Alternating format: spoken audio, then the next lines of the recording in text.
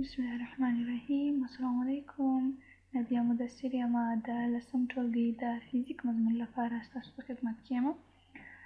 تېره ویډیو کې موږ تاسو د فزیک کې د عدد لیکلو پر علمي طریقې باندې بحث وکړی چې څنګه کولی شو چې یو عدد پر علمي طریقه باندې ولیکو. راځو د دې ویډیو عنوان مو دی د راوند اف، چې څنګه کولی شو یو عدد راوند اف کو، او راوند اف چې دی هغه خپله څه ته ویل کېږي. که چیرې راوند اف ته راسو نو داسې ویلی شو چې راوند اف چې دی هغه خپله د یو اشاریې عدد د اشاریې رقمونو محدود کولو ته خپله څه ویل کېږي، راوند اف ورته ویل کېږي. یا داسې ویل کېږي چې په اشاریې عددونو کې زیاتره وخت دا ضرورت پیښیږي چې د اشاریې رقمونو شمیر چې دی هغه څو محدود رقمونه وي، چې دغه عملیه د خپله راوند اف ویل کېږي. یعنې د یو اشاریې عدد د اشاریې رقمونو محدودولو ته خپله راوند اف ویل کېږي. چې راوند اف چې دی هغه خپل ځان ته څو قوانین لري، چې د هغو قوانینو په نظر کې نیولو سره موږ تاسو کولی شو چې یو عدد په صحیح ډول سره راوند اف کړو. هغه قوانین څو دي؟ په دې کې درې قوانین یا هم درې رول دي یا هم درې قانونه پکښې کې دي، چې د هغو قانونونو د جملې څخه لومړی داسې دی.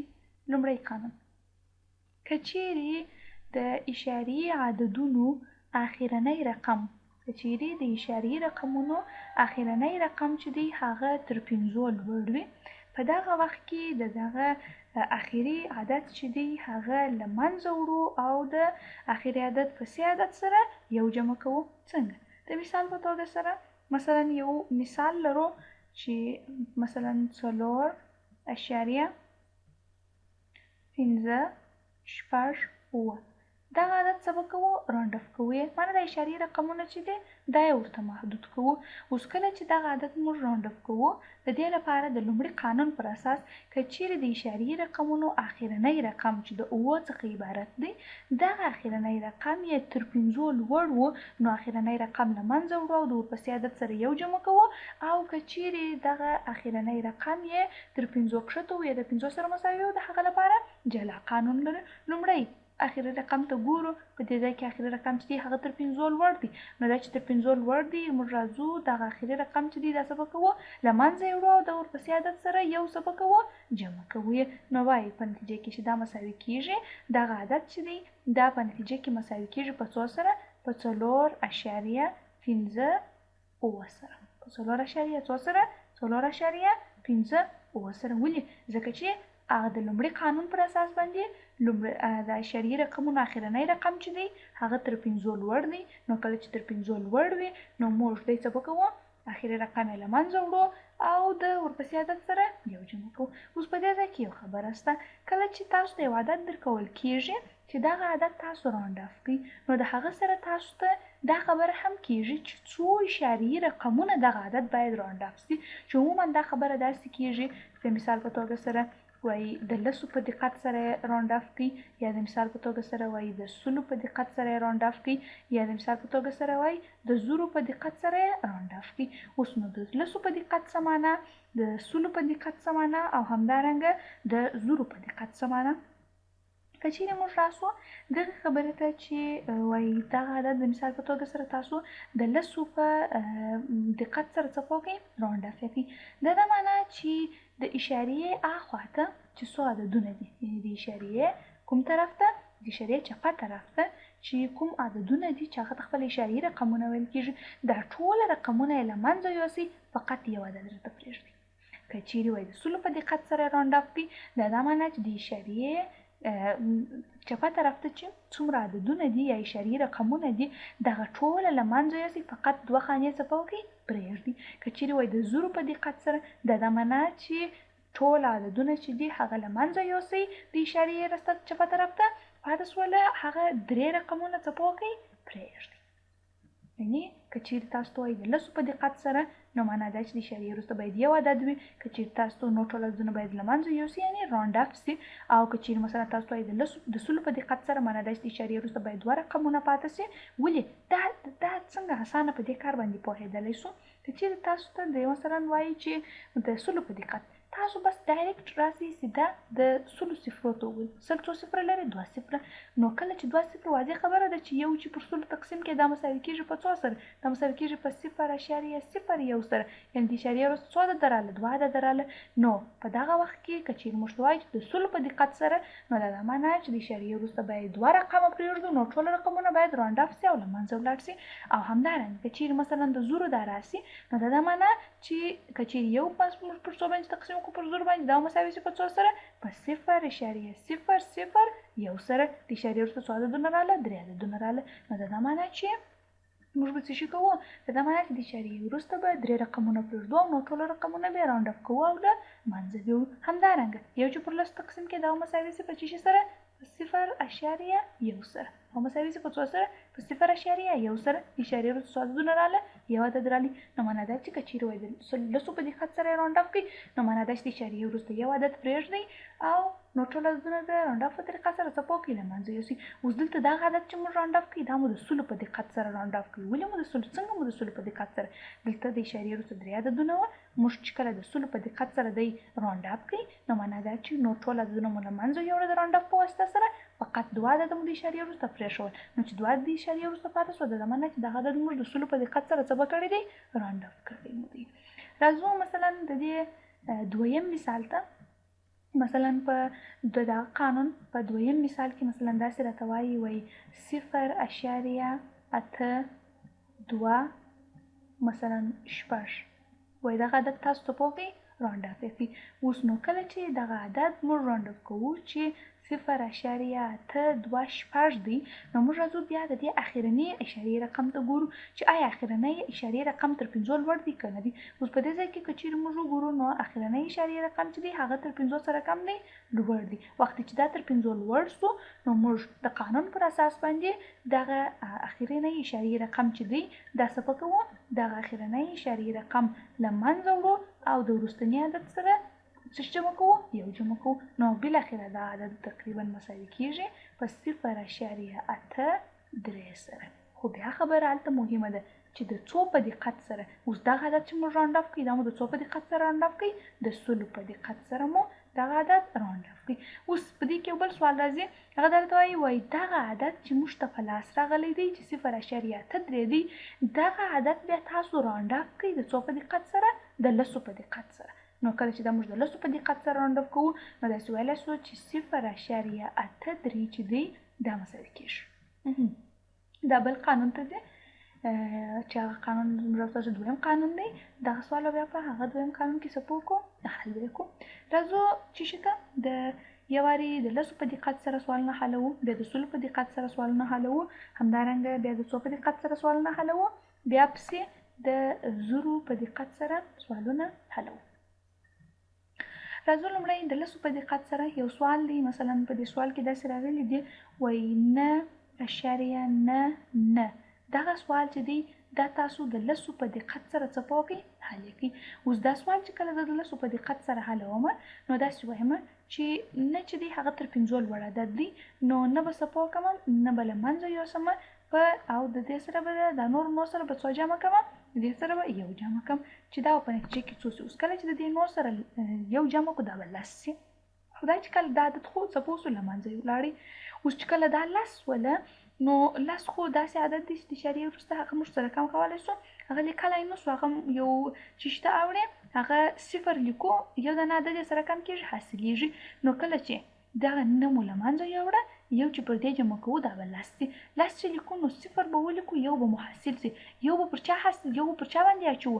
یو به پر دې باندې صفر پر دغه نو باندې به یې اچوو. ولې د اشاریې رقمونو څخه بل عدد نشته، نو چې شي دی دغه ثابت عدد دی. نو موږ دا یو راخلو، پر دې باندې څنګه کوو؟ پر دې باندې یې جمع کوو. دا یو چې پر دې جمع کړي دا به څو سي؟ 10 به سي. خو را به دا به ولیکو 10 اشاریه په خپل ځای به څه وکړو؟ په دې ځای باندې به ولیکو 10.0 مو څه شو؟ د سوال جواب سو. موږ د لسو په دقت سره دا راونډ اف کړئ. خو خبره دلته دا ده چې که موږ د لسو په دقت راونډ اف کوئ، خو کله چې مو دا یو عدد له منځه یوړئ، پر دا بل مو یو جمع کړئ، دا 10 وله. نو دا چې کله 10 وه، نو 10 خو د اشاریې وروسته نسو لیکلی، نو 0 به لیکو، یو حاصلېږي. هغه حاصل به پر دا نورو نو باندې واچوو چې دا 10 سي. نو برابر د سوال جواب څو راسي؟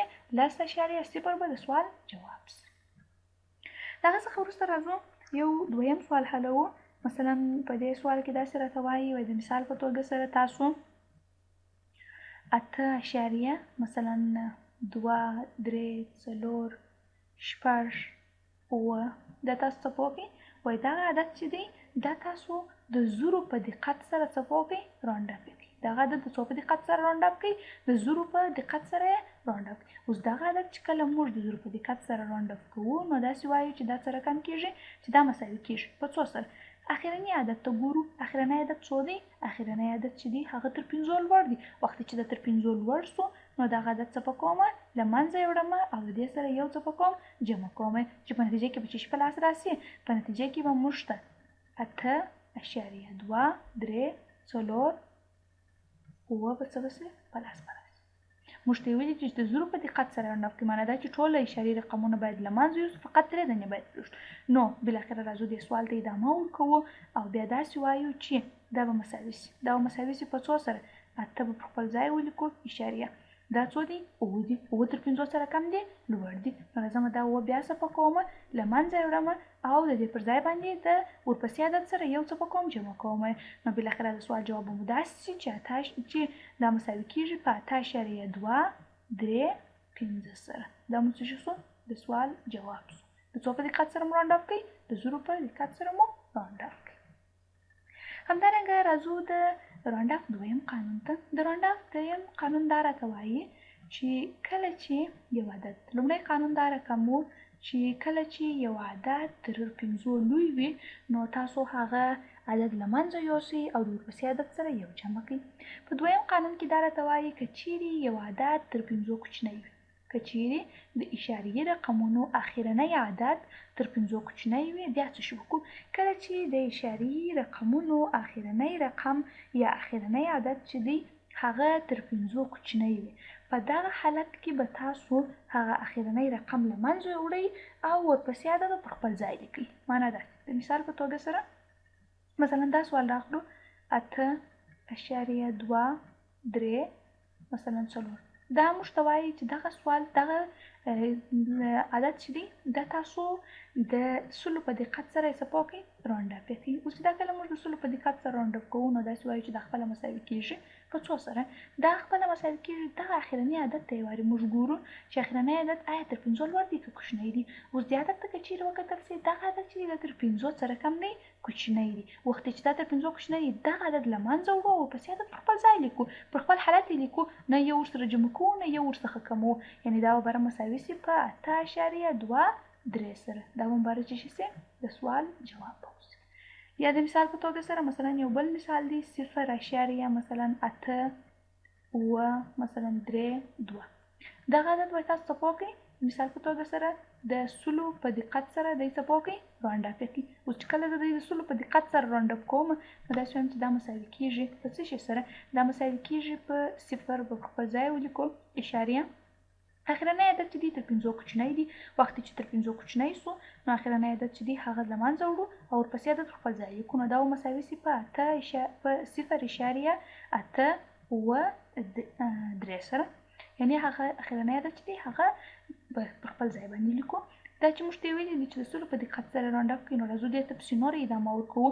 بیا یې ګورو چې آیا اخرنی اشاري رقم چې دی هغه تر 5 کوچنی دی که لوی دی. اوس دې عدد ته که چیرې موږ وګورو دا تر 5 سره کم دی، دا عدد بیا تر 5 کوچنی دی، نو موږ راځو دغه عدد بیا له منځه وړو او ورپسې عدد چې دی هغه پر خپل حالت باندې لیکو. نو داسې وایو چې دا مساوي کیږي په 0.8 سره. دا مو بره څه شو؟ دا مو د سوال جواب شو. یعنې موږ چې کله یو عدد راونډ اپ کوو د هغه لپاره څو قوانین موجود دي چې د هغو قوانینو د جملې څخه یو لومړنی قانون، دویم قانون او دغه څخه وروسته پسې راځو دریم قانون ته. واضح خبره ده چې تاسو په ذهنونو کې به اوس دا پوښتنه پیدا سوي چې که چیرې عدد مثلا تر 5 لوړ دی دغه لپاره مو قانون وویلي، که چیرې عدد تر 5 کښته دی دغه لپاره مو قانون وویلي. اوس نو که چیرې اخرنی اشاري رقم د 5 سره مساوي آیا هغه عدد به موږ څه کوو؟ بیا یې څنګه راونډ اپ کوو؟ د هغه لپاره راځو دریم قانون ته چې کله داسې یو حالت سره موږ مخ شو چې په هغه کې عدد نه د 5 څخه لوی وي نه د 5 څخه کوچنی وي بلکې خپله 5 وي، نو بیا څه شي کوو؟ د لپاره راځو دریم قانون. په دې کې 2 شرطه شته، 2 خبرې په دې کې شته. اوله خبره، اول شرط یې دا دی چې موږ د اشاري رقم چې دی د هغه ورپسې عدد ته ګورو. د اشاري اخرنی رقم چې دی د هغه ورپسې عدد ته ګورو چې آیا دغه ورپسې عدد چې دی دا تاق دی که جفت دی. د ورپسې عدد چې دی دا تاق دی که جفت دی. اوس نو که چیرې ورپسې عدد چې یې هغه څه رقم دی ورپسې عدد جفت وي نو موږ د اشاریې رقم له منځه وړو او هغه ورپسې عدد په خپل ځای لیکو. لومړی قانون که چیرې داسې وي چې یو عدد اخرنی اشاریې رقم د 5 سره مساوي یعنی 5 وي نو دغه عدد داسې راوند اپ کوو چې د دې ورپسې رقم ته ګورو. که یې ورپسې رقم جفت وي نو موږ دغه عدد له منځه وړو او ورپسې رقم یې پر خپل ځای لیکو. خو د مثال په توګه سره مثلا 8.92325 دغه عدد موږ څه وکړو دا راوند اپ کوو. اوس چې دغه عدد زه راوند اپ کوم د مثال په توګه سره د څو په دقت سره راوند اپ کوم مثلا د 0 په دقت سره راوند اپ کوم. دغه عدد د څو په دقت سره راوند اپ کوم مثلا د 0 په دقت سره دغه عدد راوند اپ کوم. او چې کله زه راوند اپ کوم نو داسې وایم چې دغه عدد خپله مساوي کیږي. دا مساوي کیږي په څو سره 8 اخرنی رقم ته ګورو. اخرنی رقم څو دی 5 دی. وخت چې دی 5 سو ورپسې رقم ته ګورو چې آیا ورپسې رقم یې جفت دی که تاق. اوس چې ورپسې رقم ته ګورو 2 دی. 2 چې دی هغه خپله څه شي دی 2 خپله جفت دی. نو وخت چې دا جفت سو نو موږ اخرنی رقم چې دی هغه له منځه وړو او ورپسې رقم یې په خپل ځای لیکو. نو دا عدد موږ وایو چې دا مساوي کیږي په 8.923 سره. دا مو سره کم سو. دا مو هغه د راوند اپ سو د دریم قانون پر اساس باندې. اوس خو دلته چې موږ ته ویلي دي چې 0 په دقت سره راوند اپ کړي نو دغه دپاره خو به موږ په دویم قانون کې بېرته داسې ویلي وه چې بیا پسې راځو اخرني رقم ته ګورو. که اخرنی رقم تر 5 کوچنی و نو په دغه وخت کې موږ راځو اخرنی رقم له منځه وړو او ورپسې عدد خپل ځای لیکو. وخت چې دا عدد تر 5 کوچنی دی نو دا داسې وایي چې دا خپله مساوي کېږي په 8.923 سره. دا مو څه شو دا مو د سوال جواب شو. راځو پسې دویم شرط دی. دویم شرط داسې دی که چیرې د داسې یو عدد وي داسې یو اشاریه عدد وي چې د هغه اخرنی اشاریه رقم چې دی هغه د 5 سره مساوي او ورپسې رقم یې تاق وي. ورپسې رقم یې څه شي وي تاق وي. په دغه حالت کې اخرنی اشاریه رقم له منځه وړو او د ورپسې عدد سره یو څه کوو جمع کوو. د مثال په توګه سره مثلا یو سوال لرو 0.234 د مثال په توګه سره 3.15. دلته دغه سوال چې دی دغه عددونه موږ د مثال په توګه سره د 0 په دقت سره بیا یې څه به کوو راوند اپ کوو. او چې دا کله د 0 په دقت سره زه راوند اپ کوم نو ګورم بیا قوانینو ته دغه عدد نه تر 5 لوی دی نه تر 5 کوچنی دی. یعنې اخرنی اشاریه رقم چې دی نه تر 5 لوی دی نه تر 5 کوچنی دی بلکې خپله 5 دی. اوس نو دا څنګه راوند اپ کوو؟ د دې د راوند اپ کولو دپاره راځو د دویم قانون څخه استفاده کوو. د اشاري رقم ورپسې عدد ته ګورو چې آیا دا ورپسې عدد جفت دی که تاق دی. اوس که چیرې موږ وګورو ورپسې عدد چې دی هغه 3 دی او 3 چې دی هغه په تاق عددونو کې راځي. نو د دې لپاره قانون داسې دی چې که چیرې ورپسې عدد تاق وي نو اخرنی رقم چې دی هغه له منځه ځي او د ورپسې عدد سره یو څه رقم کېږي جمع کېږي. نو بالاخره دا سوال مو مساوي کېږي په 0.234 څو سره 4 سره. د 5 مو له منځه یوړله په 3 چې مو یو واچوي هغه څو شوله 4 شوله. اوس نو موږ ته خو یې ویلي چې د 0 په دقت سره راوند اپ کړي. نو د هغه دپاره د سوال ادامې ته داسې راځو ګورو اخرنی رقم تر څو کم دی تر 5 کم دی. نو د دویم قانون پر اساس باندې نو داسې ویلی شو چې دا سوال مو مساوي کېږي په 0.234 سره اخرنی رقم له منځه وړو او د ورپسې رقم سره یې هېڅ نه جمع کوو. دا مو د سوال څه شو جواب سو. یعنې د راوند اپ چې دی 3 قوانین دي. لومړی قانون داسې دی چې که چیرې عدد څو وي که چیرې یو عدد مثلا فرض کړئ چې x څه دی یو عدد دی. دا لومړی قانون دی. x فرض کړئ چې دا یو عدد دی. که چیرې دغه عدد چې دی هغه لوی وي تر 5 که چیرې دغه عدد چې دی هغه لوی وي تر 5 نو موږ او تاسو هغه اخرنی رقم چې څه وکړو اخرنی رقم له منځه وړو او د ورپسې عدد سره یو څنګه کوو جمع کوو. ورپسې عدد سره یو څه به کېږي جمع کیږي. د دې ترڅنګ په دویم قانون کې مو داسې وویله چې که چیرې x چې دی هغه کوچنی وي تر 5 یعنې اخرنی اشاریې رقم چې دی هغه تر 5 کوچنی وي، په دغه حالت کې موږ د دې سره څه شي کوو، د دې هغه عدد چې دی هغه پر خپل حالت باندې لیکو، یعنې نه یې ورسره جمع کوو نه هم هغه څنګه کوو ځینې کموو، یعنې اخرنی اشاریې رقم فقط څه کوو له منځه وړو، ورپسې عدد یې پر خپل ځای لیکو، ورپسې عدد یې څه شي لیکو پر خپل حالت یې لیکو، چې په خپل حالت لیکو ورپسې عدد. دې څخه وروسته راځو دریم ته. په دریم قانون کې مو داسې وویله چې په دې کې 2 شرطونه موجود دي، یو د A او بل څه شي بل د B شرط په دې کې موجود دي. د A شرط دا رقم دی چې که چیرې ورپسې عدد چې دی هغه څه رقم وي، هغه د مثال په توګه سره طاق وي، البته په سوالو کې خو مو B A کړی ده او A مو B کړی ده، خو نو که چیرې مثلا ورپسې عدد سره کم وي طاق وي، په دغه وخت کې به تاسو چې شي کوئ د کله هغه اخرنی اشاریې رقم مو له منځه یوړئ او د ورپسې عدد سره به یو څنګه کوئ جمع کوئ به یې. او که چیرې به داسې وو چې موږ وایو چې د اشاریې د اخري رقم وروسته ورپسې عدد چې وو هغه جفت وو، نو په دغه حالت کې به تاسو اخرنی رقم له منځه وړئ او هغه ورپسې عدد به پر خپل حالت باندې څه به کوئ پر خپل حالت باندې به یې لیکئ. او د راونډ اپ 3 قوانین، دغو 2 قوانینو په پام کې نیولو سره موږ کولی شو چې په مکمل ډول سره یو عدد ثبت وکړو، په صحیح ډول سره یې راونډ اپ کړو. نو د دې په خلاصېدلو سره زموږ او ستاسو د دې ویډیو درس هم پر همدې ځای باندې پای ته رسیږي. تر بیا پورې